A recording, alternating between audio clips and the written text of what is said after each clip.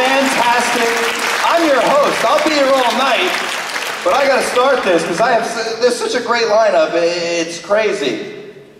Great way to start this show. I've worked with this guy back in Boston. I went to college at Boston University, and that's where he's from. And and we used to work together at all the clubs. He just got back from the Melbourne, Australia Comedy Festival. Yes, Melbourne in the house. Been in a bunch of TV shows, and let me just say, this is true. You'll see when he gets out here. He's one of the biggest Jews in captivity. Please welcome Rich Ceisler, everybody. Rich, come on out here.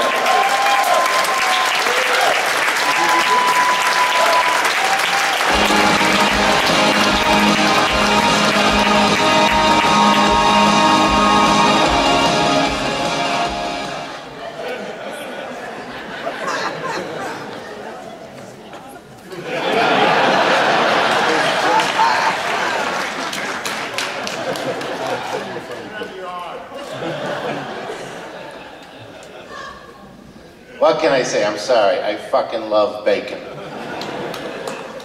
I do. I don't understand why we can't eat it. It's not good for you. Because in kosher, I guess years ago, they decided the pig was an unclean animal. But we can eat all the beef we want. Because you know how cows constantly love to bathe. When I think of clean animals, cattle every single time. My Jewish grandmother used to say to me, which I believe is Yiddish for go in and clean yourself like a cow.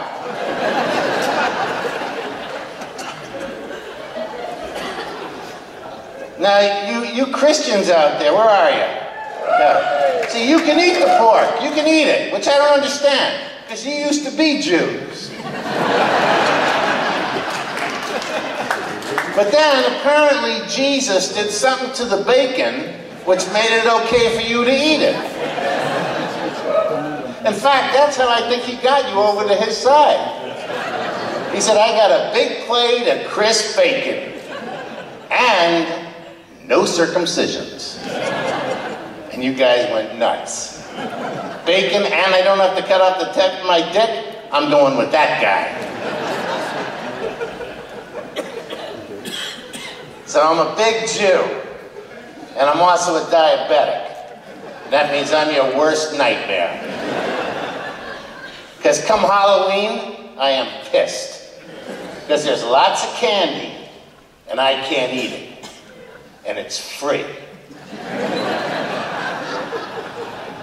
Kids come to my house, they get a shot of insulin and a penny.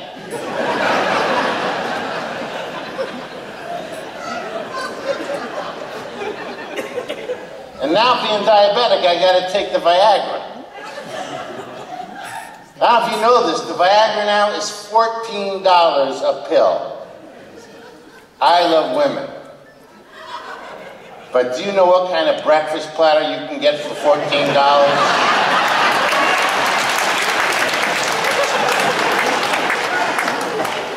A lot of bacon, you're right, a lot of bacon.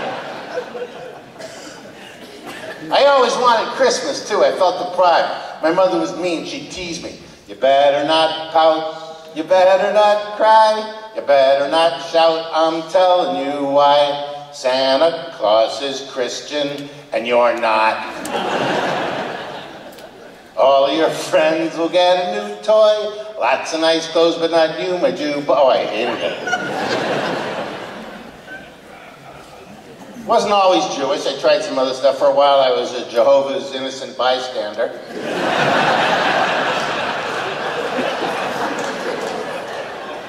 We'd ring bells and run away. I didn't see anything.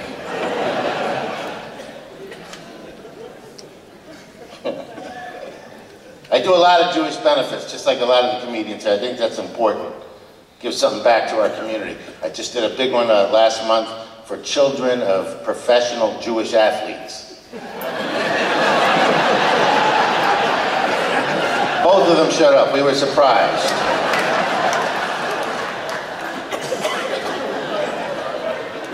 It was Sandy Koufax's grandson and Mark Spitz.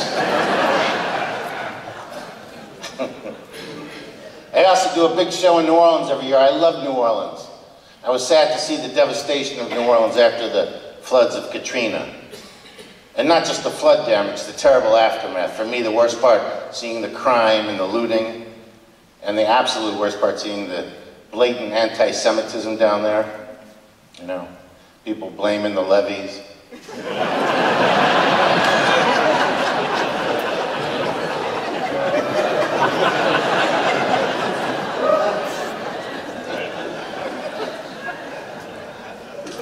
My favorite Jew of all times, definitely Sammy Davis Jr.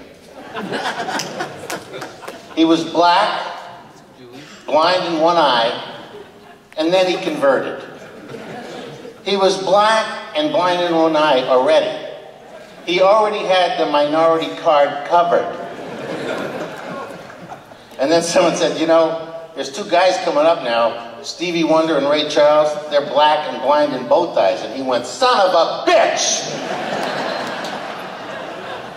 And then he turned Jew. Now, I don't know if you know this, but blind, black, and Jew in the entertainment industry is the Holy Trinity. I live in Boston, Massachusetts. And in Boston, we have a magazine, Boston Magazine. And a couple months ago, I was reading the cover. And it said, the 100 wealthiest people in New England. And number 87 was a girl named Lou Ann Goldberg.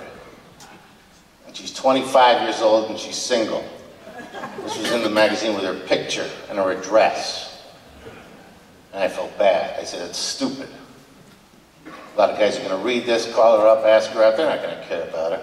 They're just going after her money. And I feel bad for her because I really love this woman.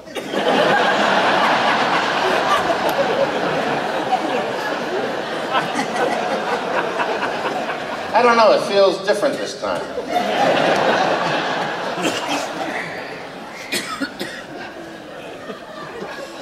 Richest Jew in the U.S., Larry Ellison, he owns Oracle. I read he was worth now in excess of $23 billion. Billion. And I'll tell you something, folks, honestly, I have never been sexually attracted to a guy in my life. But I really love this man. I don't know, it feels different this time. Not like Luann and her chump change. I'd be afraid to win the lottery. Imagine that. You're in a crowded bar, TV screen in the corner, they flash the winning 6 numbers, you look down, you got them. You'd have to have the best poker face in the world. People would kill you. You'd have to be so cool, so nonchalant. And so, if you play as a saloon, just a few?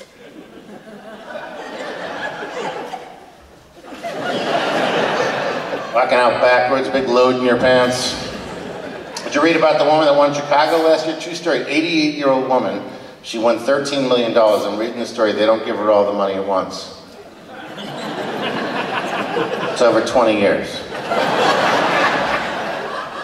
What a cruel joke the state is playing on that. Come on, you can make it another year. Here you go. I think that's cruel because I really love this woman. I don't know, it feels different this time. Well, they warned me this could be a tough show because they said it's going to be a lot of altar carcass. But you guys were actually great. In fact, I really loved you. It felt different this time. Shalom, thank you.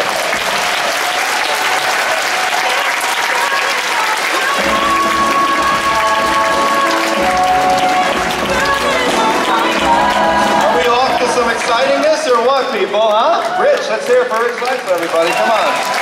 Yes. I want to keep it moving because we have so much show, and I'll come back and talk to everybody later, but this is